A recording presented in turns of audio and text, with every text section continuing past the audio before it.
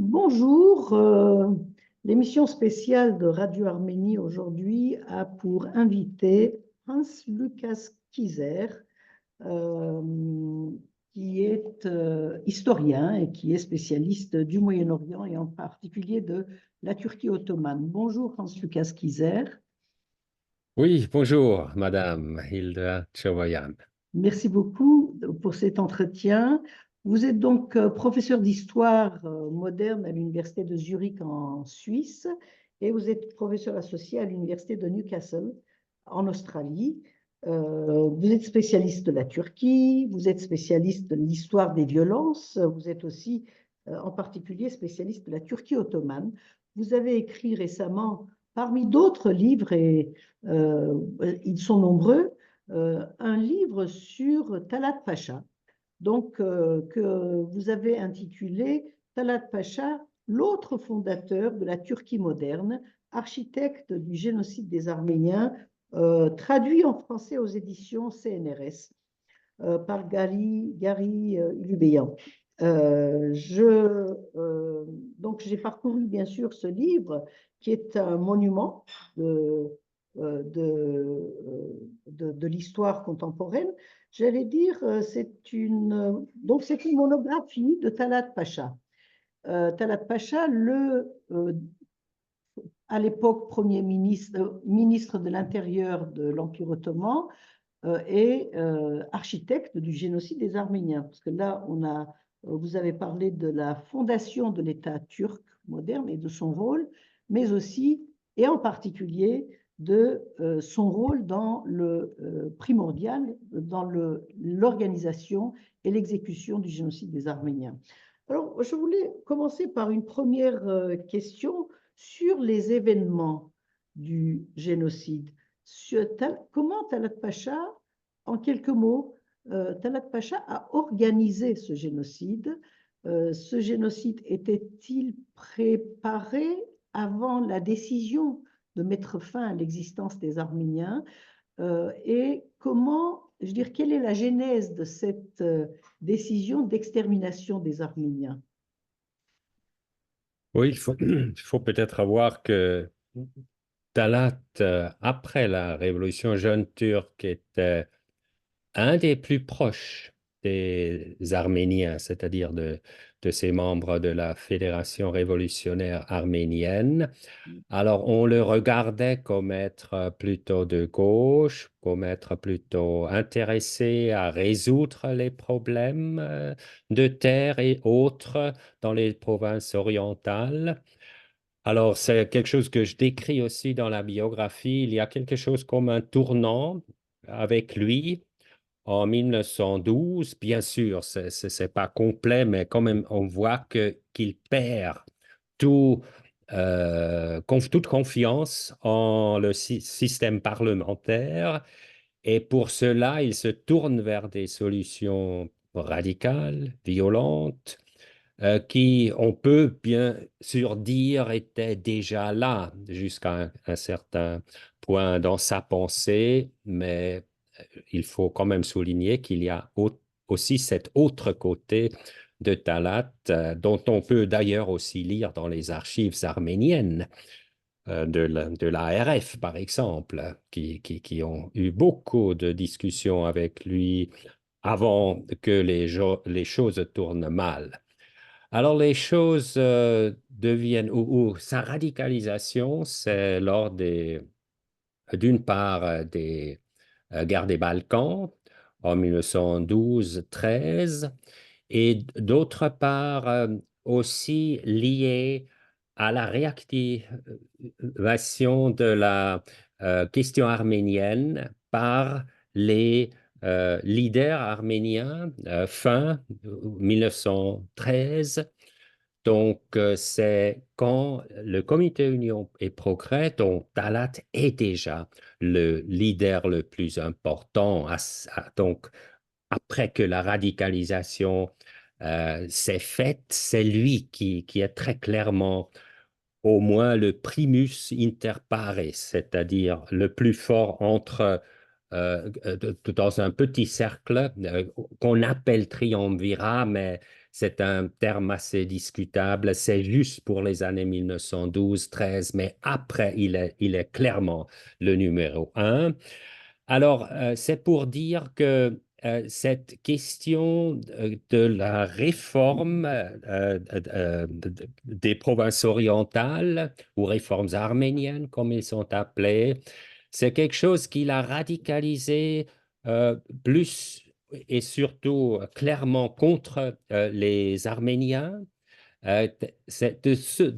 Depuis ce moment, on le voit très clairement comme quelqu'un qui regarde les Arméniens comme des ennemis intérieurs parce qu'ils, pour lui, ils ont brisé le contrat ottoman, en quelque sorte, le contrat social ottoman, en se tournant vers les grandes puissances pour obtenir ces réformes.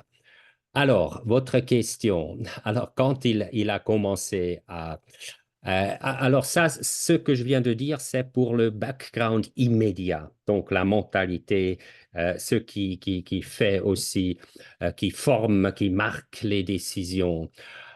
Je dirais que, bon, tout, c'est pas une question facile. Euh, Dans l'année 1914, alors normalement, il aurait dû, en tant que ministre de l'Intérieur, réaliser ces réformes parce qu'il y a eu un plan qui a été signé encore avant qu'éclate la Première Guerre mondiale. Alors normalement, il aurait dû réaliser et il aurait réalisé, même à contre-cœur, si n'y avait pas eu vu de son côté la chance de la Première Guerre mondiale. Alors la Première Guerre mondiale était vue par les radicaux dont Talat comme une grande chance Mm. pour le Il faut, comité. Oui, excusez-moi, peut-être pour éclairer les auditeurs, il faut parler de ces réformes. Ces réformes étaient déjà donc prévues pour lutter contre les assauts des Kurdes, sur les Arméniens des provinces dites arméniennes, des provinces orientales. C'était des réformes qui étaient des réformes vitales pour les Arméniens, puisque les Arméniens ne pouvaient plus vivre dans ces régions dans la sécurité. Donc, c'était demandé par les Arméniens. Et lorsque les jeunes Turcs sont arrivés au oui, c'est pouvoir, il y a eu donc cette illusion, cette attente de la part des Arméniens que tous ces problèmes, toutes ces agressions, ces meurtres, ces violences contre les Arméniens et les surcharges de taxes, etc., sur les Arméniens en particulier, devaient prendre fin. Et c'est ces réformes-là qui devaient être réalisées et qui n'ont pas été réalisées. Si je ne me trompe, Monsieur Kaiser. Oui, oui, oui, c'est la sécurité, c'est bien sûr un point central de ces réformes, donc qui euh, très tardivement aurait dû réaliser l'article concerné dans le traité de Berlin. Euh, il y a aussi l'aspect de l'égalité, c'est-à-dire réaliser l'égalité, la participation égalitaire dans l'État des Arméniens et par là une vision plurielle de l'État, ou pluraliste si l'on veut, Mm. donc où les ethnies et les religions euh, font part de l'État indépendamment donc de leur origine ou de leur religion. Alors ça, c'était aussi, ça faisait partie de la philosophie de ces réformes, donc dans lequel il y avait une pensée moderne, mais il faut encore ajouter en disant que, vu des Ottomans, c'était une ingérence impérialiste. Et là, ils étaient donc, oui, ils avaient il n'y avait pas de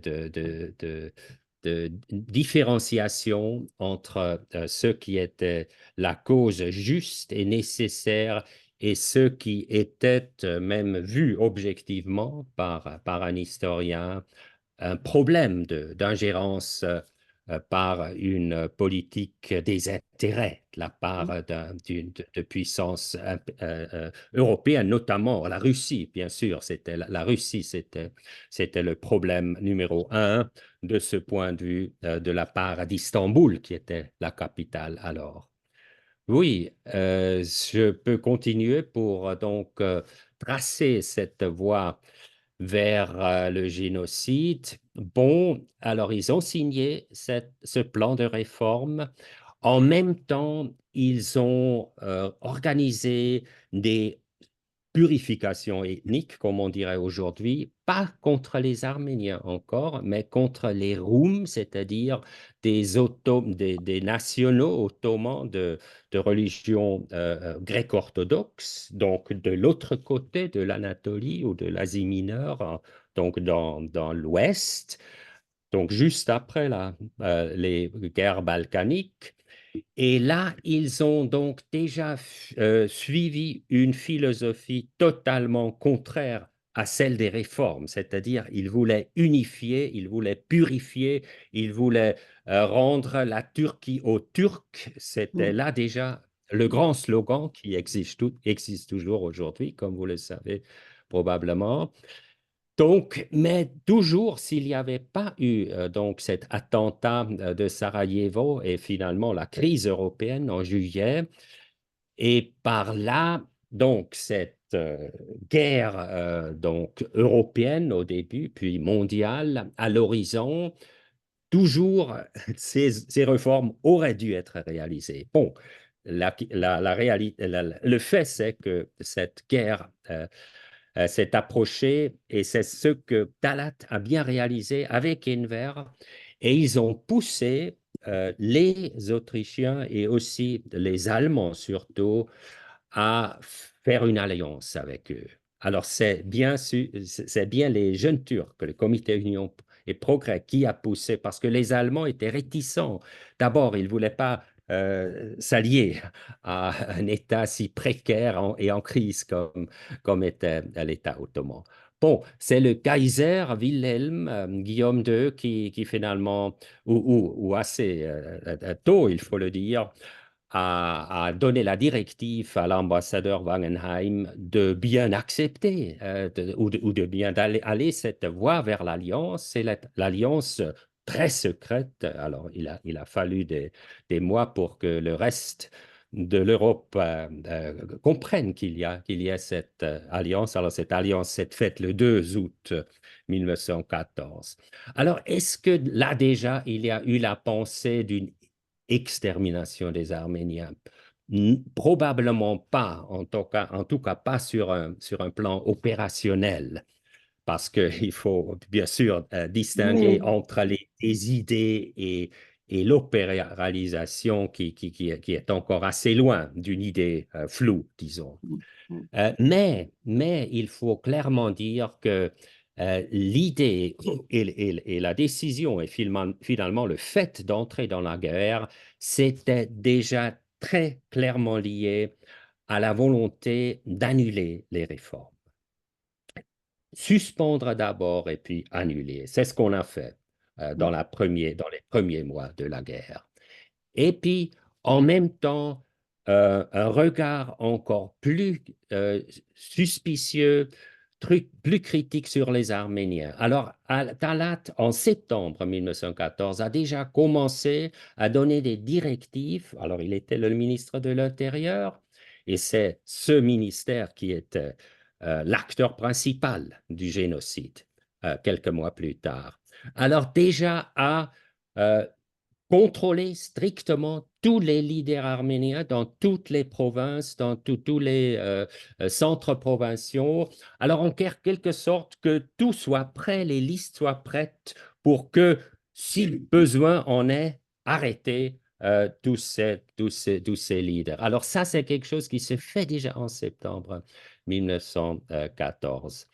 Alors, comme ça, on voit des pas se font, mais il faut encore 6 mois jusqu'en mars, avril, jusqu'à ce que cette décision de vraiment arrêter les leaders, et puis après l'arrestation de ces leaders, d'envoyer toute la population vers la mort ou dans ces camps de concentration en Syrie et beaucoup, bien sûr, sont tués avant ou meurent en route. Mm. Alors là, bon, il y a toute une histoire à raconter encore pour ce qui concerne ces 6 mois, mais peut-être il ne faut pas aller dans tous ces détails maintenant. Oui.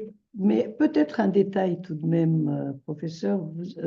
Vous avez parlé donc de la préparation au moment même de l'entrée en guerre de l'Empire ottoman, de toute cette mise en place des conditions pour une arrestation massive des Arméniens responsables des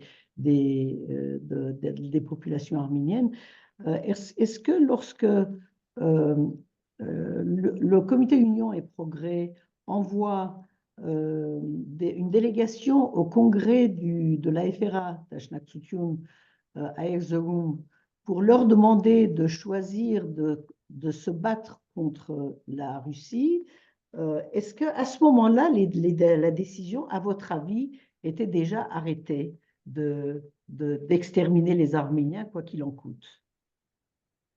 Je dirais plutôt que c'est une étape encore avant celle que je viens de décrire en septembre, parce que ce congrès de Dashnaksutun, c'était fin juillet et en août. Et bien sûr, cette décision de rester pas neutre, mais que les Arméniens ottomans se battraient aux côtés des Ottomans et les Arméniens russes aux côtés des Russes, c'est quelque chose qui n'a pas arrangé ce comité et les radicaux qui euh, promettaient aux Allemands de lancer une guerre de guérilla euh, au Caucase. C'est clair que cela a encore contribué à une radicalisation anti-arménienne, mais c'est un pas parmi des douzaines de pas. Il faut voir que un une très grande étape à franchir, c'était la question des Allemands. Comment est-ce que les Allemands réagiraient? Et il fallait bien attendre les défaites allemandes ou disons une guerre qui n'allait pas si rapidement vers la victoire comme les Allemands et les Ottomans l'attendaient. Au début, c'est-à-dire ils croyaient que la guerre serait victorieuse au plus tard, vers la fin de l'année. Alors, il fallait attendre donc la certitude de la part des leaders, donc de Denver et de Talat, que les Allemands vraiment, même s'ils ne, oui, même si c'était à contre-cœur, mais ils accepteraient finalement cette extermination des Arméniens. Et là, comme je viens de dire, il fallait d'abord que la guerre se développe d'une certaine manière au point que les Allemands étaient très heureux de voir que finalement il y a eu une première victoire ottomane, donc en mars et avril, contre la flotte de l'entente, donc des alliés britanniques, françaises aux Dardanelles, et que maintenant les Allemands se sentaient encore plus dépendants de ces partenaires en Orient, donc au Proche-Orient, euh, pour la suite de la guerre. Alors l'ambassadeur, mais le gouvernement allemand se disait, il faut à tout prix tenir ce partenaire à son côté, quoi qu'il en soit, même si les Arméniens devenaient les victimes. On a verbalement cette note du chancelier allemand à la fin de 1915. Donc, oui, on Alors, laisse perdre les Arméniens parce qu'on veut à tout prix avoir les Ottomans à son côté. Et là, cette attitude allemande n'était pas encore là avant, je dirais, oui, avant 1915. Oui. vous avez parlé puisque vous abordez la question de l'attitude de l'Allemagne, vous avez parlé de la descente aux enfers, quelque part, entre guillemets, du point de vue moral de l'Allemagne, qui a eu comme suite logique l'attitude de l'Allemagne vis-à-vis de la Shoah, vis-à-vis des victimes juives et autres lors de la Deuxième Guerre mondiale.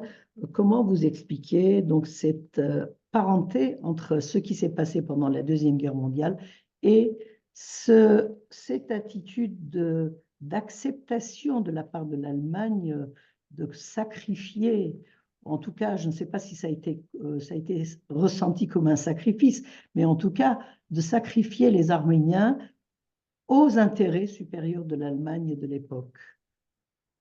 Hmm. Oui, je dirais que c'est une question très importante et qu'on n'a pas assez abordée finalement. On a beaucoup écrit, vous le savez bien, sur la Shoah, sur l'Holocauste, sur le nazisme, sur toute cette descente dans l'enfer de l'Allemagne, sans assez considérer cette perte d'âme, comme on dit en anglais, de loss of soul, Mm. euh, due à à l'abandon des Arméniens, parce que les Allemands, dans le traité de Berlin, et puis surtout dans ce plan de réforme dont on vient de parler, où ils s'étaient quand même assez engagés encore, euh, à, euh, avec, à côté, parfois contre les Russes, mais quand même, ils ont trouvé qu'il fallait absolument avoir ce plan de réforme. Il fallait assurer la sécurité des Arméniens, le futur des Arméniens. Alors, il y a eu comment dire, il y a eu cette conscience avant la Première Guerre mondiale et même de travailler aussi avec l'Angleterre, c'est-à-dire en quelque sorte comme un projet commun européen. On avait compris cela et cela à contresens de ce qu'on avait fait avant, quand on était l'ami d'Abdulhamid, etc., quand on a nié aussi les massacres des Arméniens de 1890. Alors, il y a eu un certain tournant. Alors là, donc, il faut bien dire que c'était un abandon après ce qu'on a promis aux Arméniens d'une part et d'autre part qu'on a soi-même reconnu comme être juste encore, euh, oui, en 1914, avant fin juillet 1914. C'est très clair quand on lit la correspondance de Wangenheim aussi, donc l'ambassadeur allemand en Istanbul. Donc, oui, c'est vraiment comme un collaborateur du ministère des Affaires étrangères, Auswärtiges Amt, l'a écrit. Donc, en 1916, on s'est brisé la nuque morale. On s'est brisé la nuque morale. Disons, on s'est brisé le, la colonne vertébrale éthique. Et en quelque sorte, on a tout perdu maintenant. C'est ce qu'il écrit, ce collaborateur, et dans ce moment, il s'est retiré de l'association turco-allemande avait été fondée 2 ans avant. Alors, il y a eu des gens qui ont compris cela, qui ont compris que quelque chose de très profond et de très mal s'est passé À la avec fin de la cet guerre, abandon des Arméniens. à Pardon? la fin de la Première Guerre. Non, ça c'est déjà donc au moment où le génocide se déroule. Mm. Alors, il y a des Allemands qui comprennent ça, mais c'est bien sûr une minorité. Et nous savons tous, ça n'a pas payé pour les Allemands. Ils ont perdu cette guerre. Alors, toute cette soi-disant réelle politique, Mm. toute cette soi-disant stratégie militaire vers la victoire finale, elle a totalement échoué. Alors, ça s'est soldé par l'échec le plus total de croire que en focalisant que sur l'effet militaire, on arriverait au but. Alors, oui, il y a là quelque chose de très grave, et d'autant plus c'était grave qu'il y a eu une propagande durant 4 ans, durant toute la guerre, qui a nié les réalités. Alors, imaginez-vous une société qui est pour si longtemps sous l'effet d'une propagande de négation. Elle perd le sens raisonnable de la politique. Elle perd le sens critique, etc. Alors, je dirais là, il y a un dommage très grave qu'on n'a pas assez sondé, à mon avis, et qui est bien sûr, ou un des facteurs qui ont rendu possible finalement la Shoah. Il y a encore un long chemin, bien sûr, entre 1915 et 1941, quand le génocide des Juifs commence.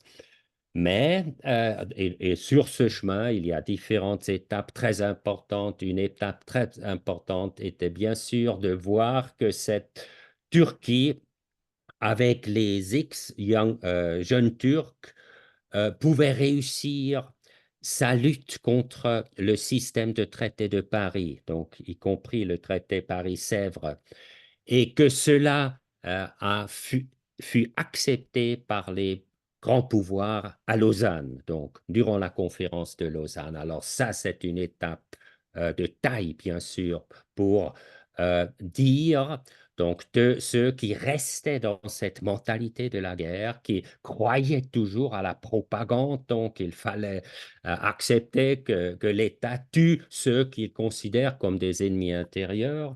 Alors, c'était une étape importante pour ceux-là, et ça, on peut le lire dans les sources et dans les journaux, aussi les journaux allemands qui se sont beaucoup occupés de ces questions, aussi bien déjà durant le procès contre l'assassin de Talat Pacha à Berlin. Alors là, la question, elle a explosé. Et puis, durant la longue conférence de Lausanne, et les nazis, alors qui étaient encore jeunes à cette époque, le mouvement se disait, il nous faut appliquer des recettes turques, nous aussi, pour que nous aussi nous réussissions, pardon, j'ai perdu le C'est nom, hein. vrai, c'est Oui, vrai.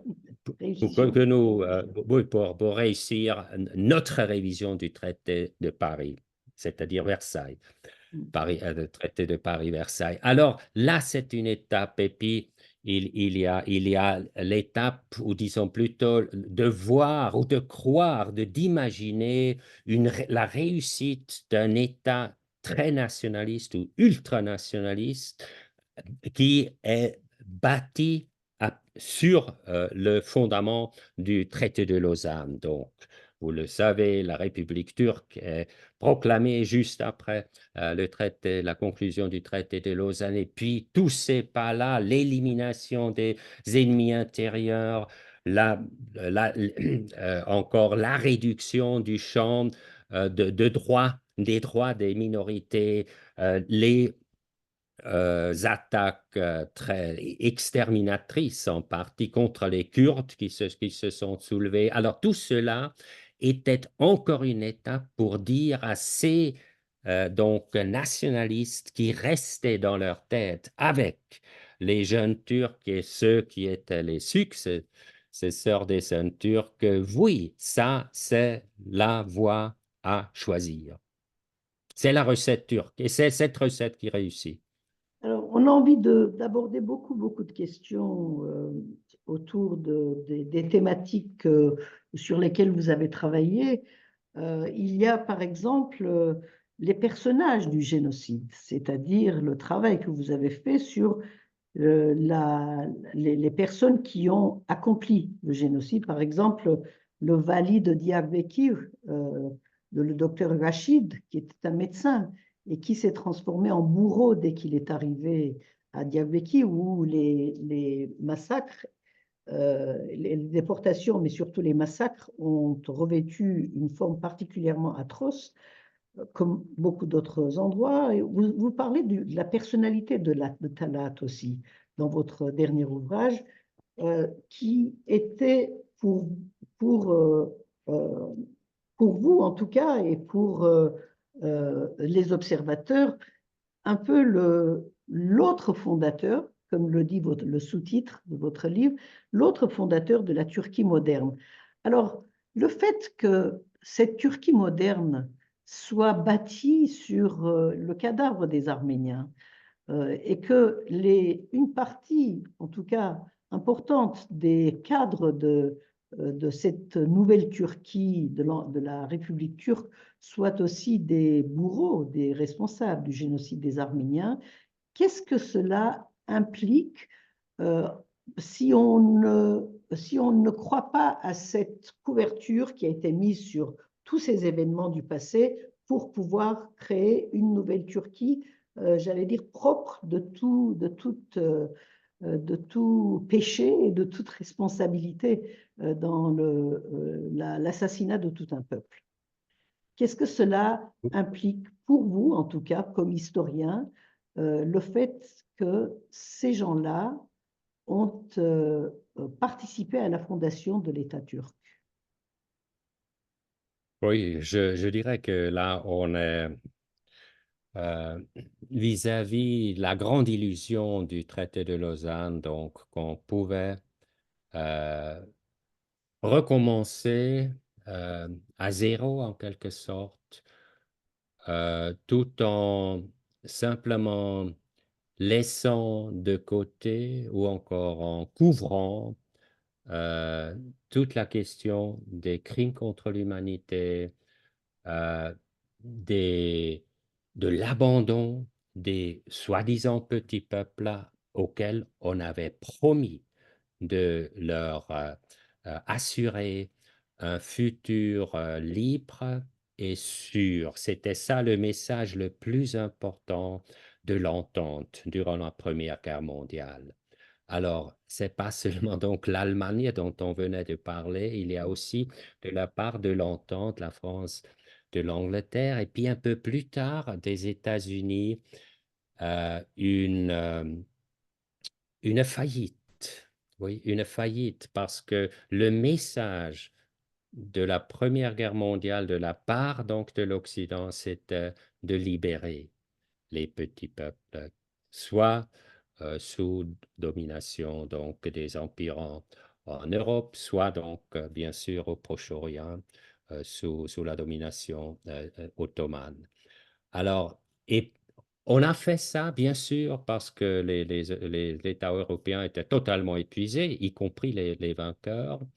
Alors, on n'a pas eu la force, même si les esprits les plus brillants l'ont bien compris, que c'était la faillite morale. Alors, Lord Curzon a bien compris que c'était le cas, c'était une faillite morale, ou encore mieux d'autres diplomates anglais qui étaient à Lausanne, mais on croyait qu'on ne pouvait faire rien d'autre que cette réelle politique donc, de l'entre-deux-guerres qui a tourné très mal parce elle était aussi une politique de défaitisme et de appeasement, comme on l'appelle en anglais, qui commence en fait déjà à Lausanne et pas seulement vis-à-vis Hitler dans les années 30.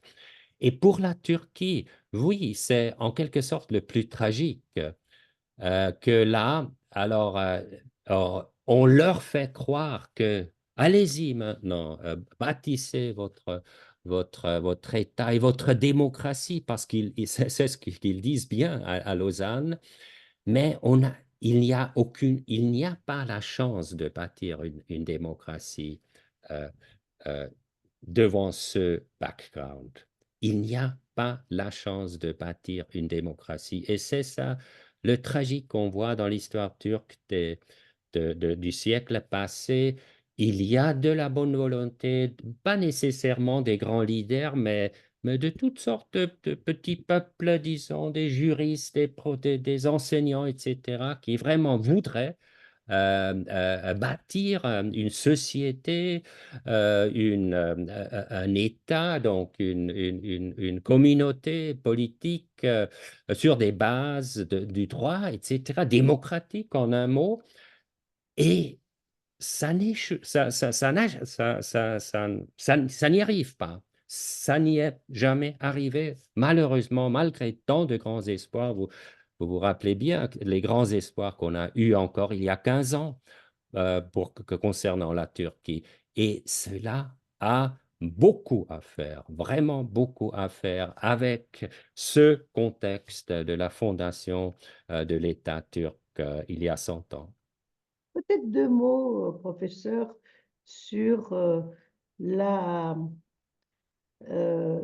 j'allais dire la faiblesse des intellectuels occidentaux face d'abord à l'émergence du mouvement jeune turc et ensuite du mouvement de Mustafa Kemal qui a été perçu, en tout cas qu'on a quelque part proposé à ces intellectuels comme un mouvement démocratique et un mouvement euh, laïque.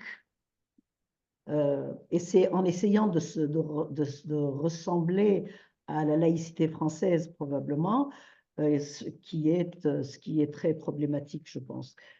Comment on a d'un mouvement arménophile en France, par exemple, on est passé à une acceptation d'une nouvelle Turquie parce que c'était un État-nation, parce que cet État-nation se présentait comme étant démocratique, laïque, etc., avec un parti unique, n'importe. Mais comment on a pu, en Occident, accepter, quitte à oublier le génocide des Arméniens et des Assyro-Chaldéens et des Grecs pontiques, comment on a accepté cette, cette nouveauté qui se présentait? D'abord, je dis bien, lorsque les jeunes Turcs se sont révélés, ça a été vis-à-vis des jeunes Turcs, ça a été j'allais dire, une admiration sans borne pour ce mouvement qui s'est transformé tout de suite en un mouvement d'assassins. Et ensuite, pour le mouvement de Mustafa Kemal. C'est assez intéressant, de toute façon. Oui, je ne dirais pas dès le début que c'était faux d'être, comment dire, positif vis-à-vis de la révolution jeune turque. Au contraire, c'était un moment d'espoir et les Arméniens étaient les premiers à espérer, et pour de bonnes raisons, oui, parce que finalement, on voulait aller dans la bonne direction, même si, vu rétrospectivement, c'était, ou en tout cas, ça s'est avéré comme une illusion. Je dis toujours en tant qu'historien, euh, la bonne sémaille n'est pas perdue une fois pour toutes, mais elle a pas pu se développer, elle n'a pas pu germer, elle n'a pas pu porter ses fruits. Et je dirais, il y a eu de très bons débuts aussi en 1908, donc vers la direction d'un Proche-Orient plus démocratique, en tout cas plus constitutionnel, euh, où aussi les droits individuels sont pris plus au sérieux. Malheureusement, maintenant, même presque 120 ans plus tard, on voit que on n'a pas progressé du tout. Euh, euh, mais c'est juste pour dire, soyons humbles en jugeant, oui, oui, en portant notre regard sur les autres et aussi sur les intellectuels. Mais vous avez raison, il y a, je dirais, aussi une vraie, comment dire, les intellectuels ont échoué maintes fois, notamment dans l'entre-deux-guerres. Avant, c'était surtout les intellectuels allemands qui ont encore tenu aux jeunes Turcs quand les jeunes Turcs étaient déjà des dictateurs. Mais après, comme vous l'avez dit, euh, alors quand on a clairement vu, en fait, on l'a vu déjà en 1923, ceux qui ont un petit peu donné l'effort de voir ce qui se passe dans le pays l'ont déjà su. Mais après, on l'a très clairement vu qu'il s'agissait d'un État à parti unique, un État très répressif qui n'avait rien à voir avec une démocratie, malgré certaines réformes qu'il faut savoir apprécier, bien sûr. Par exemple, l'introduction d'un droit civil qui a vraiment donné aux femmes plus de droits qu'il n'en avait avant. Alors, il faut bien voir aussi ces aspects, mais en termes démocratiques, c'était absolument aucun progrès. Au contraire, on s'est vu devant un État totalitaire dans les années 30. Alors là, les intellectuels, et il y en a beaucoup, ont vraiment failli, comme il y en a d'autres qui ont failli devant Staline en même temps. Cette faiblesse d'une Europe après, il faut jamais oublier, la descente européenne dans l'enfer, dans la Première Guerre mondiale, pas seulement militairement, pas seulement économiquement, mais aussi moralement. Et là, l'Europe s'en est pas redressée avant que le projet d'une Union européenne démocratique se fasse pas par pas. Mais il faut dire que le dommage des guerres mondiales est encore là. L'Europe est encore en train de découvrir maintenant que si l'on veut être une démocratie, il faut aussi savoir se défendre. Alors ça, c'est quelque chose que beaucoup n'ont pas compris ou qu'il fallait apprendre à comprendre, même après le processus de l'Union européenne, oui, Oui, qui s'est fait dans la deuxième moitié du XXe siècle. cette fascination devant les efforts, entre guillemets, de la Turquie pour devenir démocratique a aussi joué ces dernières décennies avec le projet de l'intégration de la Turquie à l'Europe. Nous avons vécu dans les institutions européennes un moment de grâce où tout le monde a pensé que c'était fait, que la Turquie était prête à rentrer en Europe avec ses valeurs, en adoptant ses valeurs, avec son acquis communautaire, avec l'ensemble des règles démocratiques et d'état de droit. Et on se retrouve aujourd'hui encore dans une situation où, avec les répressions, avec le recul démocratique en Turquie, on n'est pas encore sur le chemin de l'Union européenne. Quelque part, c'est la partie moderne de cette histoire. Oui, mais là encore, il faut, à mon avis, pas être déterministe du tout, même si oui, je redis ce que je viens de dire. La Turquie, tragiquement, s'est vue se voir rattrapée par les conditions de sa naissance. C'est-à-dire, il y a des pas vers la démocratie, comme il y en a eu il y a 20 ans, et je pense toujours car j'ai pensé à l'époque aussi, oui, il faut absolument soutenir les pas vers la démocratie, mais en étant réaliste, bien sûr.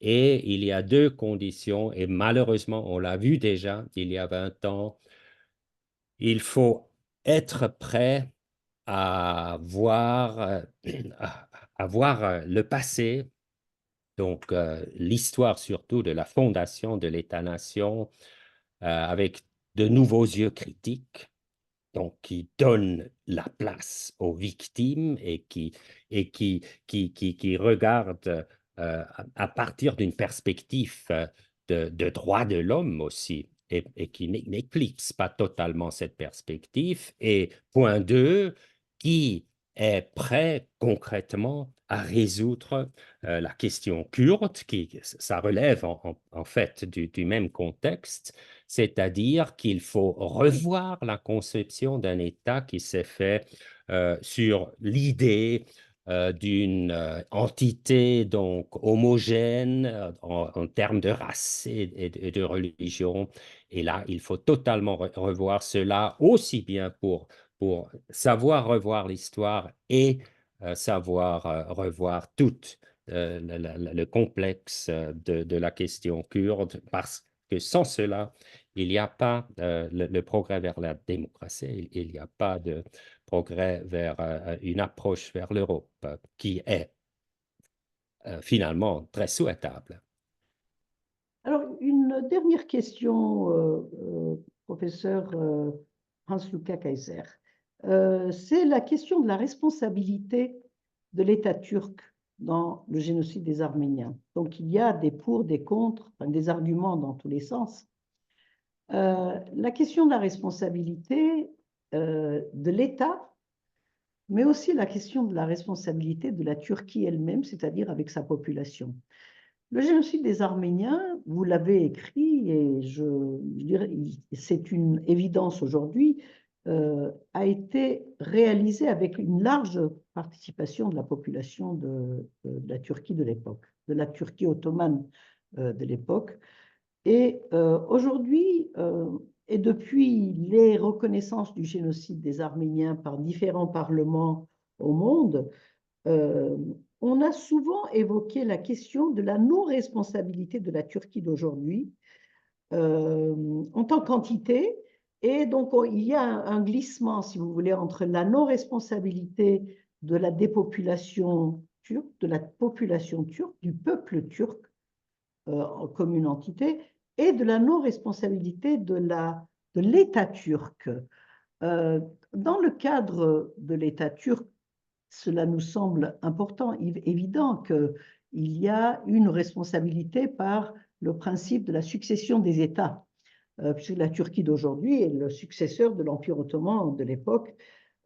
Là, je pense qu'il y a moins de doutes. Mais qu'est-ce que vous pouvez dire de la participation de la population à l'anéantissement des Arméniens et des Assyro-Chaldéens, bien entendu, et des Grecs pontiques. Oui, le mythe de l'innocence de la nation turque, disant que le peuple turc était innocent, est un mythe propagandiste de l'après 1918, donc dans ces temps très turbulents où il y a eu cette lutte en vue des pourparlers à Paris, des négociations à Paris et finalement à Lausanne.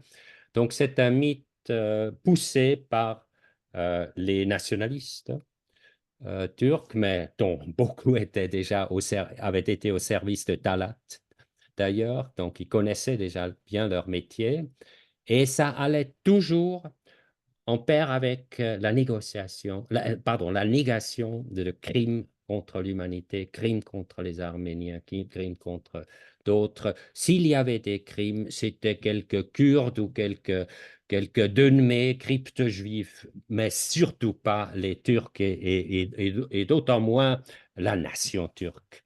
Donc, c'est une légende, c'est un mythe très utilisé, donc déjà il y a plus d'1 an, et utilisé en pair aussi avec le reproche d'une turcophobie ou islamophobie. Donc, c'est des arguments qui existaient déjà, donc début des années 20.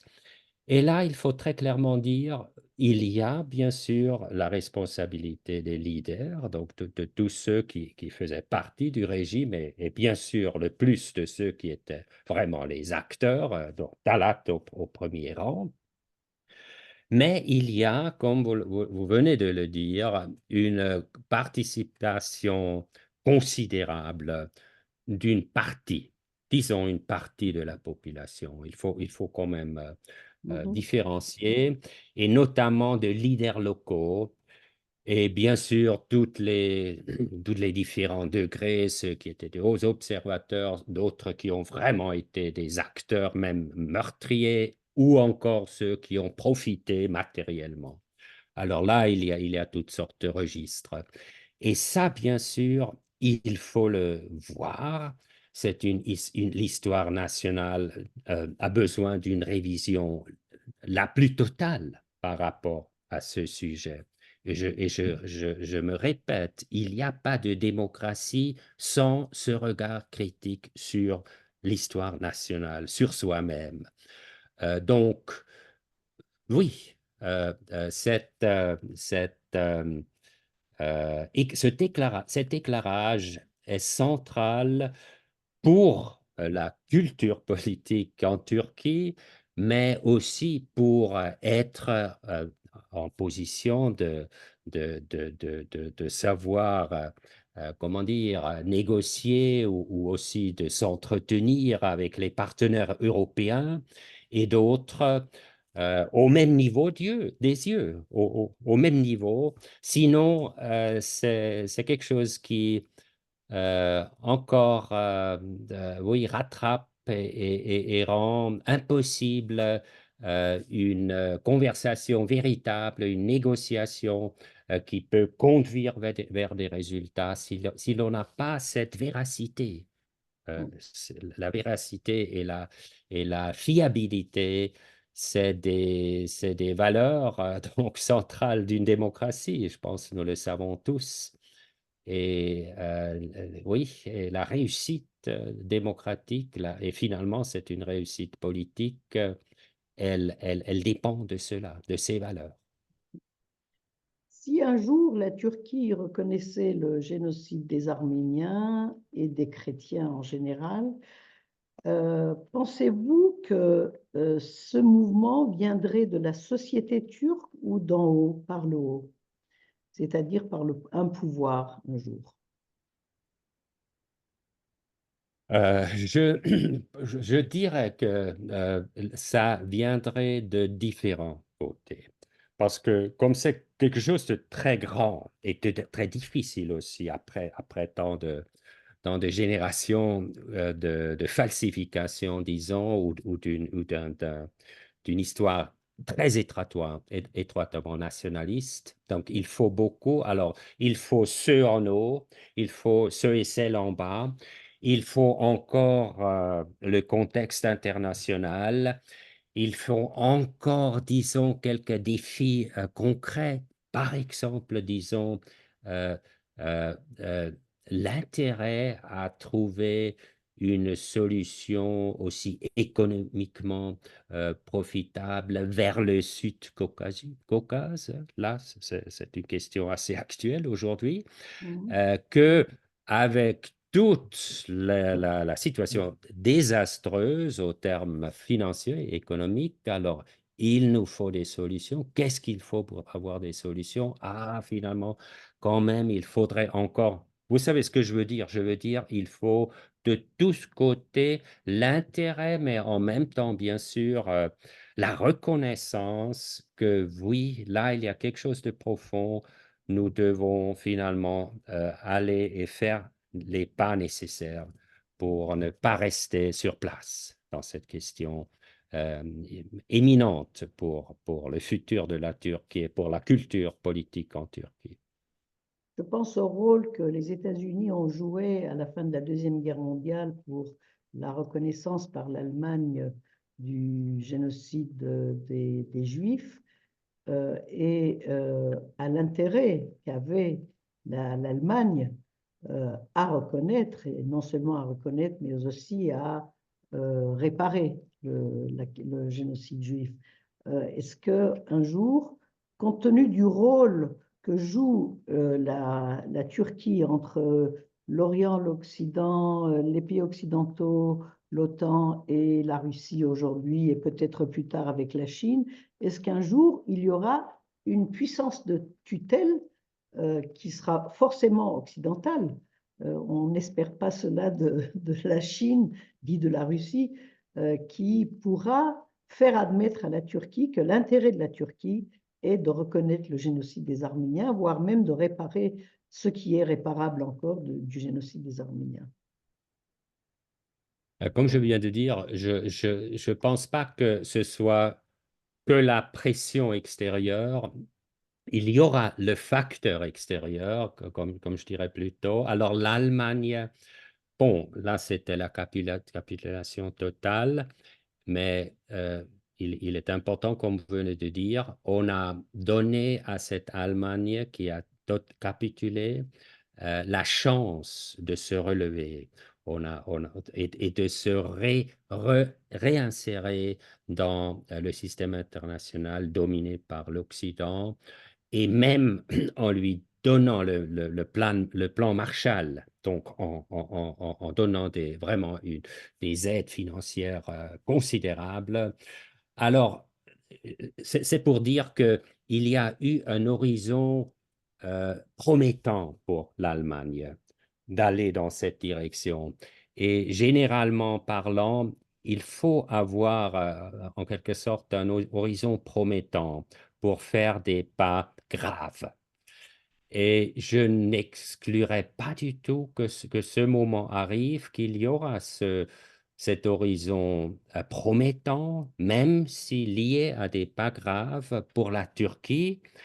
Et là, il faut les facteurs extérieurs, notamment de l'Occident, mais il ne faut pas oublier encore les Indes, par exemple, ou bien sûr, et le Sud-Caucase, même si pour le moment, ça a l'air d'être totalement différent, mais il ne faut pas exclure que, notamment à cause des graves problèmes économiques et financiers, il y a déjà un tournant. On peut même peut-être déjà voir un certain tournant à Ankara. Alors ça, c'est comment dire, c'est du futur que je ne peux pas prévoir en tant qu'historien. Je peux seulement dire les conditions qu'il faut pour que la Turquie voit un horizon promettant et fasse les pas nécessaires et qui seront graves pour que la reconnaissance de ces crimes contre l'humanité, parce qu'il ne s'agit pas que du génocide des Arméniens, soit intégrée dans une vision honnête de l'histoire nationale, et ce qui rendrait la Turquie beaucoup plus, comment dire, plus convaincante et plus forte finalement du point de vue culture politique et démocratique, bien sûr, au premier plan. Oui, alors ça, il faut, en tant qu'historien, on a quand même des visions historiques, pardon, des visions du futur sans, euh, euh, en fait, vouloir trop en parler parce que nous préférons rester sur le sol sûr Toutefois, que nous pouvons prouver que nous pouvons documenter en tant que, oui, en tant que professionnel. Oui. merci beaucoup pour cet entretien, professeur Hans-Lukas Kieser.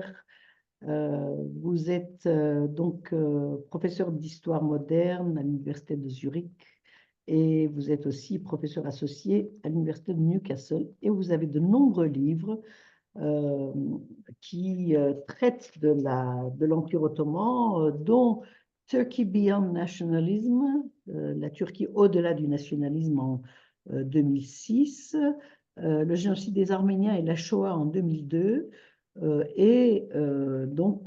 bon, la paix manquée, mission, ethnie et État dans les provinces orientales de la Turquie en 2000. Et enfin, en 2018, si je ne me trompe, le livre magistral sur Talat Pacha, l'autre Oui. fondateur de la Turquie moderne, architecte du génocide des Arméniens. Je vous remercie beaucoup pour cet entretien. Vous êtes la bienvenue, madame. Oui. Merci à vous.